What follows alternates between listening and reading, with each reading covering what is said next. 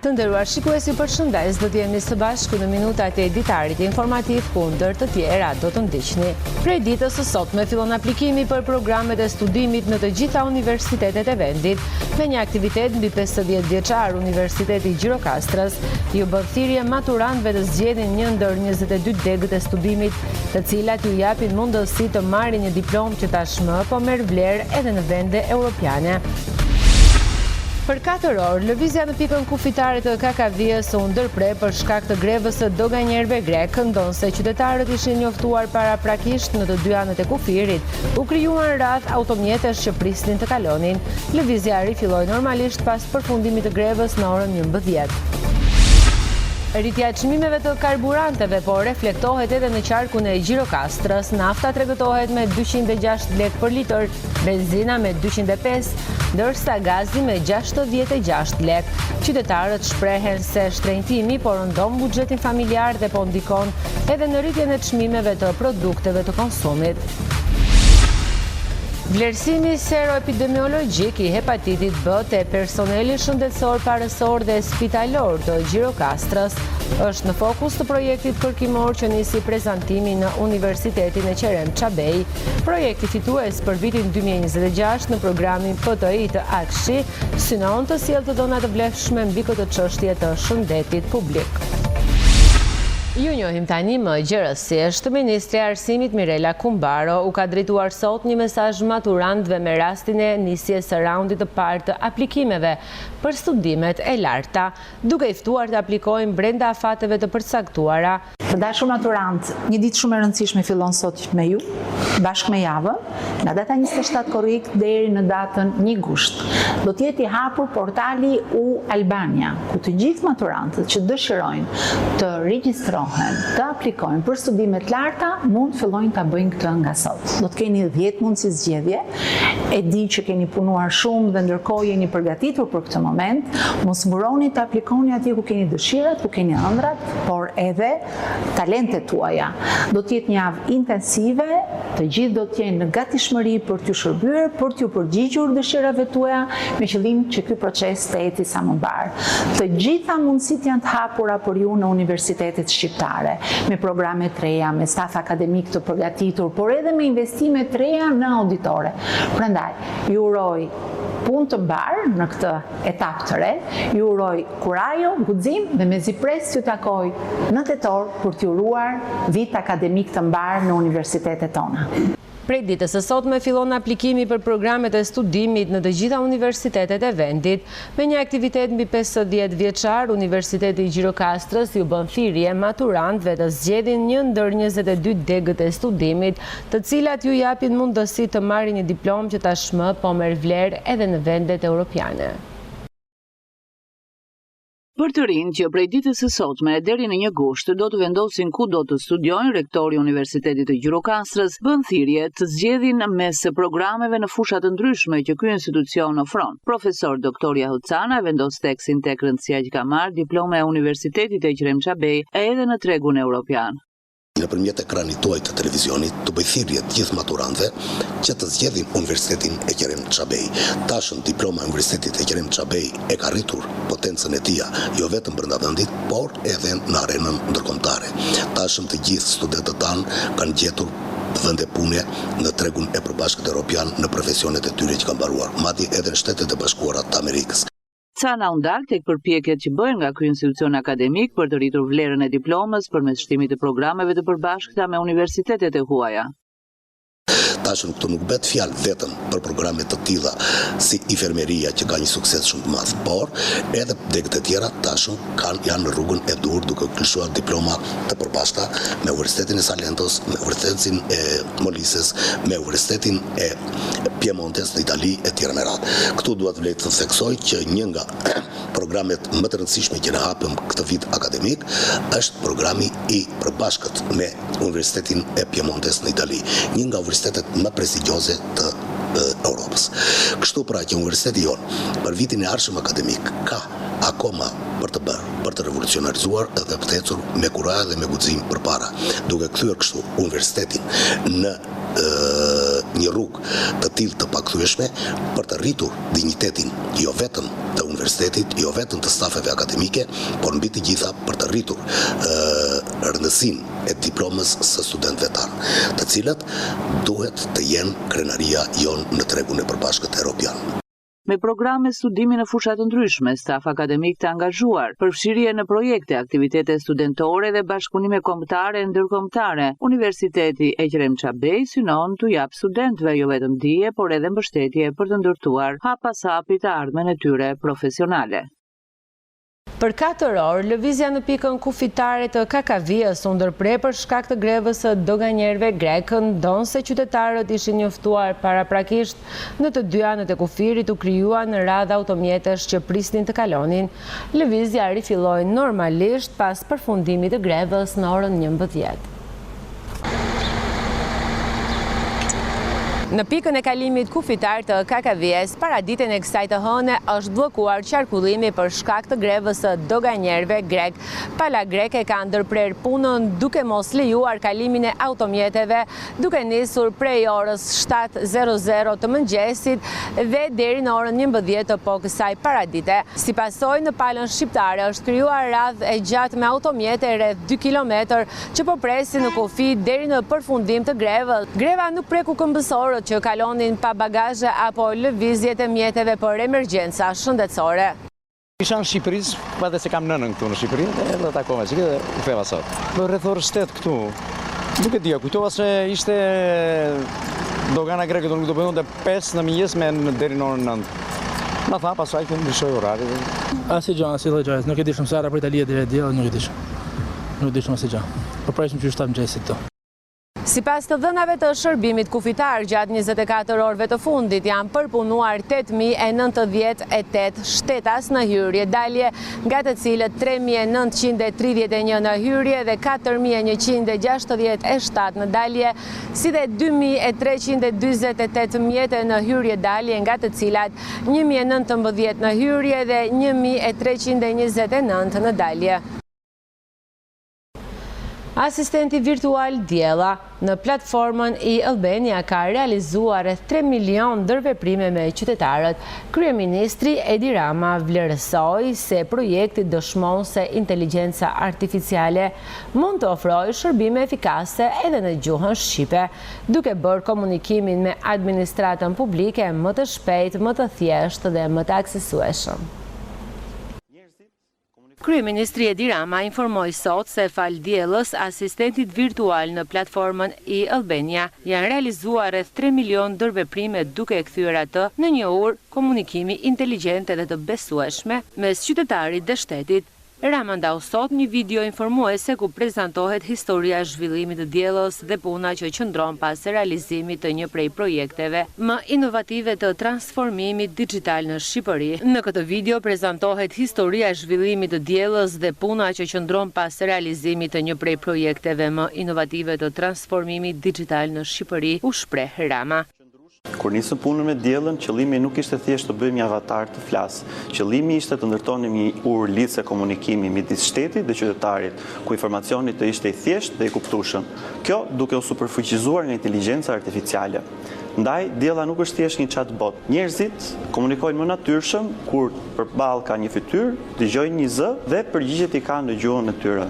Prandaj arkitektura e Djellës formohet nga 4 komponentë kryesor, të cilat janë truri, zëri, dëgjimi dhe figura. Truri është pjesa që kupton pyetjen, kërkon informacionin dhe formon përgjigjen. Zëri është mënyra se si ajo komunikon. Fytyra është prezenca vizuale, ndërsa dëgjimi lidhet me aftësitë për të kuptuar të folurën, pyetjen apo kërkesat e qytetarit dhe për ta kthyer atë në ndërveprim. Për një projekt të tillë si Djella Ministre, ne nuk kishim një model të gatshëm për të ndjekur, sidomos në një gjuhë si shqipja, ku burimet, modelet e datasetet janë më të kufizuara se sa në shumë gjuhë të tjera. Fillimisht provuam kapacitetet e modeleve të mëdha gjuhësore në gjuhën shqipe, në asistentin virtual në e-Albania, ku deri më tani ka dhënë mbi 3 milion përgjigje. Krijimi dhe përdorimi i Djellës na tregoi dy gjëra. Së pari, që qytetarët janë gati ta përdorin AI në shërbime publike, Dhe së dyti që modelet mund funksionojnë qëndrueshëm në mënyrë fantastike edhe në Shqip, nëse ndërtohen dhe kontrollohen siç duhet. Më pas, puna u zgjerua edhe në fusha më të vështira, siç është parafrimi i legjislacionit evropian me atë shqiptar, të cilën e zhvilluam në bashkëpunim me OpenAI dhe Microsoft. Aty u bë edhe më i qartë që inteligjenca artificiale mund përdoret edhe në detyra më komplekse, siç është leximi i materialeve ligjore, përmbledhja e tyre apo interpretimi i tyre. Pjesa ligjore e diellës është një nga komponentët kryesor, sepse aty kërkohet saktësi, kontekst dhe kujdes. Sot kemi rreth 50.000 akte ligjore të digitalizuara, të cilat janë të përditësuara në kohë reale. Por diella ka akses edhe në dokumente të tjera shpjeguese, materiale mbështetëse dhe burime institucionale. Në praktik, kjo do të thotë se sistemi duhet të punojë me një volum shumë të madh informacione. Po vështirësia nuk është vetëm te sasia e të dhënave, vështirësia është si i përdor ato të dhëna në momentin e duhur. Kur dikush bën një pyetje, diella duhet të jetë e aftë të kuptojë realisht çfarë po kërkohet, të gjejë informacionin përkatës, të ruajë kontekstin dhe të japë një përgjigje që është e saktë për njeriu që po e dëgjon. Pra, sistemi nuk duhet të ketë vetëm informacion apo akses mbi dokumenta, por duhet të di edhe të arsyetojë mbi to. Një nga sfidat teknike ka qenë pikërisht ndërtimi i këtij procesi. Si merret pyetja, si interpretohet, si kërkohet informacioni, si filtrohen burimet dhe si kthehet përgjigjja në formë të kuptueshme. Nëse përgjigjja është shumë teknike, përdoruesi nuk mund të ndihmohet. Nëse është e përgjithshme, humbet vlerën. Balanca është që diella duhet jetë e saktë dhe e thjeshtë për të kuptuar. Dhe kjo duhet ndodhë në kohë reale gjatë një bisede që të ndihet sa më natyrale. Nga ana vizuale, diella fillimisht funksiononte si një model dydimensional. Kjo ishte mjaftueshme për fazën e parë, sepse qëllimi ishte të shikojë ndërveprimi dhe cilësia e përgjigjeve. Për ta çuar më tej, na duhej më shumë kontroll mbi prezencën e saj vizuale. Prandaj vendosëm të krijonim një model tridimensional. Diella si fillim shihet si personazh, prandaj nuk mund të ishte thjesht një imazh që lexon. Për këtë u punua jo vetëm fytyra, por edhe flokët, shamia, veshja, shprehjet, lëvizja e syve, kokës dhe mënyra si këto elemente qëndrojnë gjatë lëvizjes. Fytyra kaloi në disa versione, sepse një imazh mund të duket mirë në pamje të parë, por të mos funksionojë kur personazhi duhet të flasë dhe të reagojë. Këtu hyn edhe elemente si frymarrja dhe mënyra si fytyra qëndron kur diella nuk po flet. Nuk janë gjëra që analizohen veçmas, por janë gjëra që bën komunikimin të ndihet më i gjallë. Në fund, synimi nuk është që ta bëjmë diellën të ndihet si njeri real. Synimi është që ndërveprimi të mos ndihet i ftohtë, mekanik edhe i shkëputur. Ajo duhet të funksionojë si një ndërfaqe e afërt, e lexueshme dhe natyrshme. Ajo që shihet është fytyra, por vlera është e puna pas saj që e bën eksperiencën të ndihet më natyrale. Kryeministri Rama vlerësoi se rrugëtimi i saj ka dëshmuar se modelet e avancuara të inteligjencës artificiale mund të zhvillohen dhe të performojnë me sukses edhe në gjuhën shqipe, duke krijuar një eksperiencë komunikimi të saktë, intuitive dhe të aksesueshme për çdo qytetar. Rritja e çmimeve të karburanteve po reflektohet edhe në Gjirokastër. Nafta tregtohet me 206 lek për litër, benzina me 205 lek, ndërsa gazi me 66 lek. Qytetarët shprehen se shtrenjtimi po rëndon buxhetin familjar dhe po ndikon në rritjen e çmimeve të produkteve të konsumit. Rritja e çmimeve të karburanteve po shoqërohet me ndryshime të vazhdueshme edhe në pikat e tregëtimit në qarkun e Gjirokastrës. Aktualisht, 1 litër naftë tregëtohet me 206 lek për litër nga 185 që ishte më parë, ndërsa benzina ka arritur në 205 lek për litër. Ndërkohë, gazi vion të shitet me 66 lek për litër nga 64 lek që ishte më parë, duke shënuar gjithashtu një rritje krahasuar me periudhat e mëparshme. Kjo situatë është ndjerë drejt për drejt nga qytetarët, të cilët shprehen se çmimet e larta të karburanteve po ndikojnë jo vetëm në buxhetin e përditshëm, por edhe në rritjen e çmimeve të produkteve bazë ushqimore, duke e bërë jetesën më të vështirë për familjet.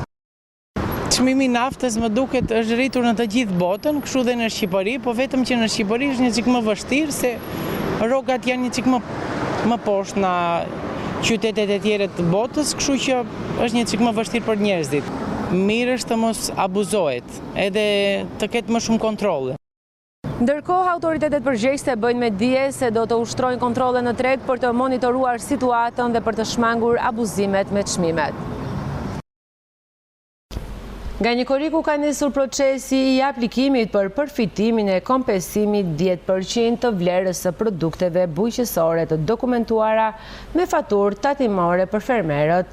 Inspektoria e parë në drejtorinë e menaxhimit të riskut, Ilva Zykollari, ka sqaruar disa nga pyetjet më të shpeshta të fermerëve lidhur me këtë skem, duke bërë të ditur kushtet që duhet të plotësohen për përfitimin e kompensimit.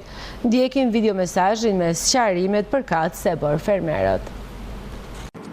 Nga data 1 korrik ka nisur procesi i aplikimit për kompensimin e fermerëve dhe së bashku do t'ju përgjigjemi disa prej pyetjeve më të shpeshta të mbërritura në emailin e dedikuar për prodhuesit bujqësor. Pyetja e parë: jam fermer i regjistruar dhe gjatë vitit 2026 kam shitur produkte bujqësore te grumbulluesi për punuesi i regjistruar me TVSH, për të cilat disponoj fatura tatimore autofatura. Cilat janë kushtet që duhet të plotësoj për të përfituar kompensim? Për të përfituar kompensimin, ju duhet të plotësoni 3 kushte kryesore njëkohësisht. Kushti i parë, ju duhet të jeni regjistruar pranë administratës tatimore me një NIPT. Së dyti, ju nuk duhet të keni përgjegjësi tatimore të TVSH-s dhe statusi juaj duhet që të jetë aktiv.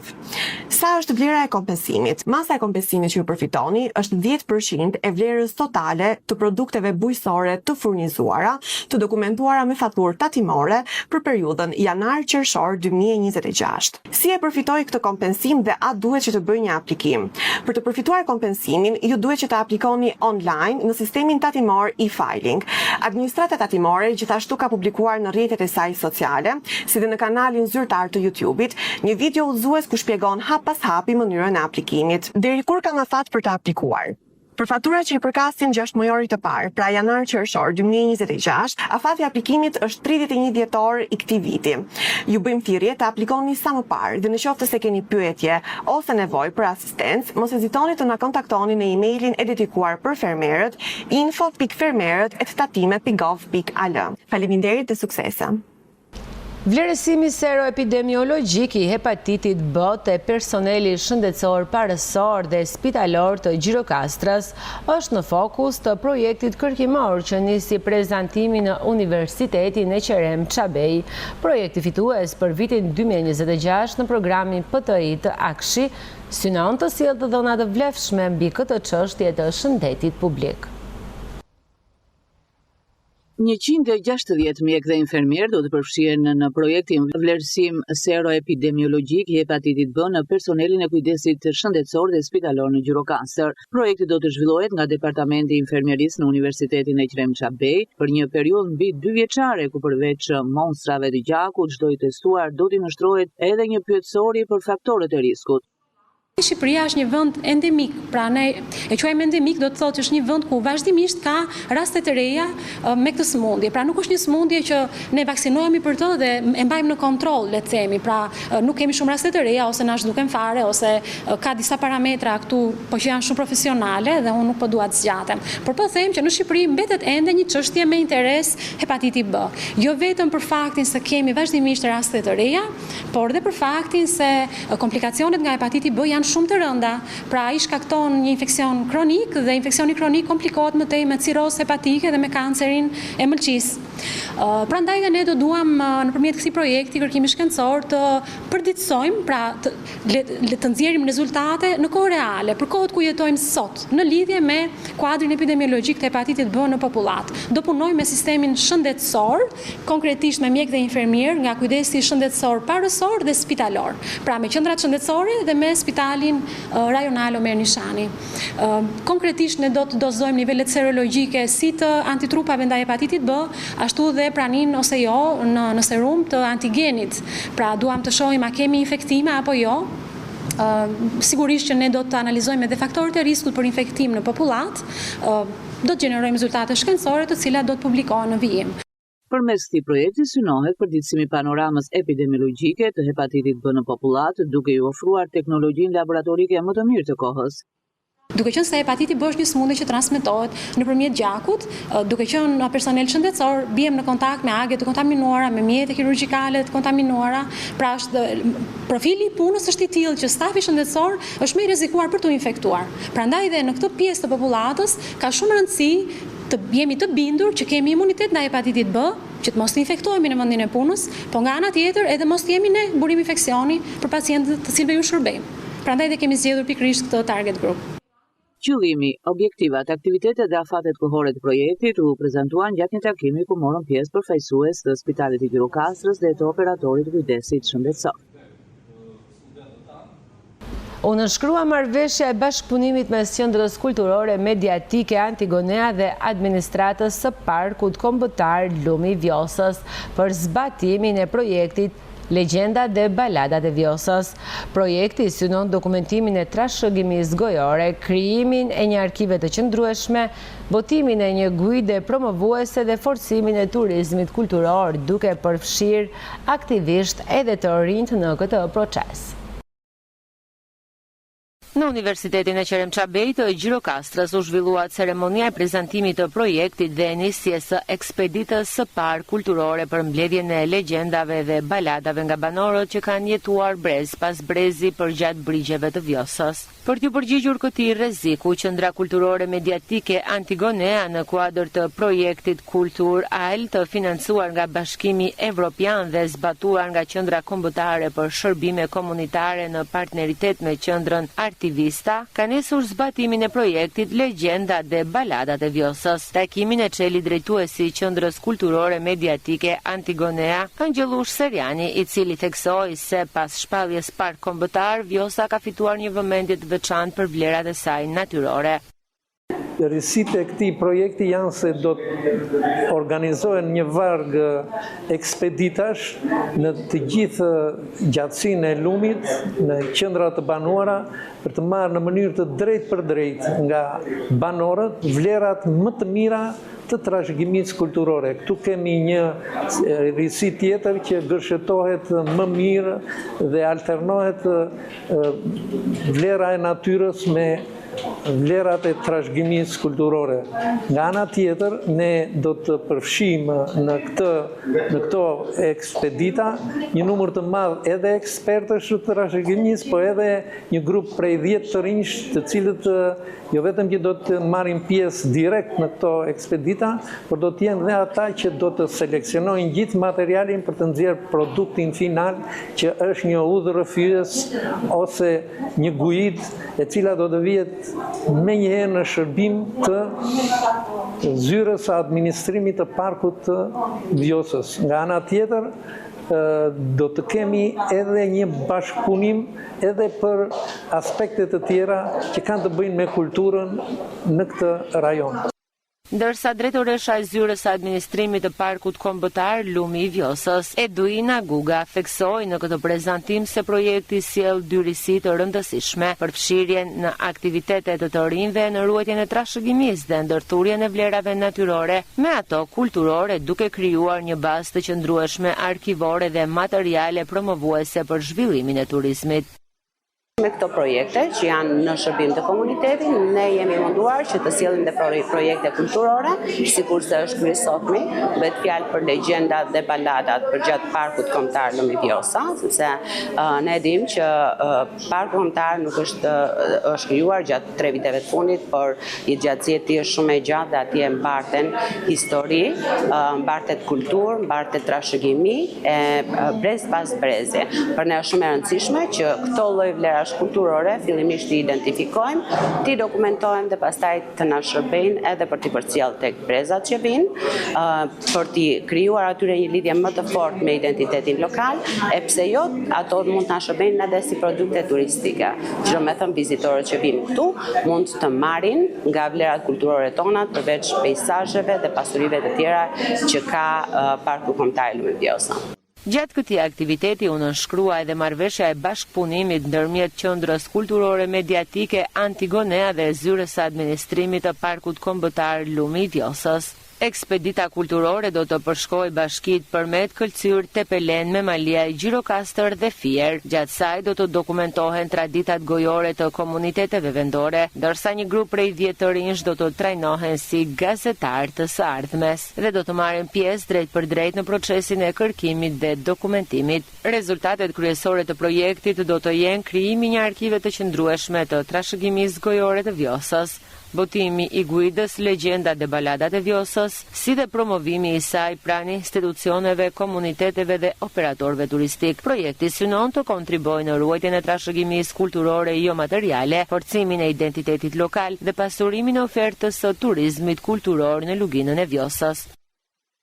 Të nderuar shikues, ishit në minutat e ditarit informativ. Ju faleminderit për vëmendjen, shikim të këndshëm të programeve në vazhdim. Bashkë miru takofshim.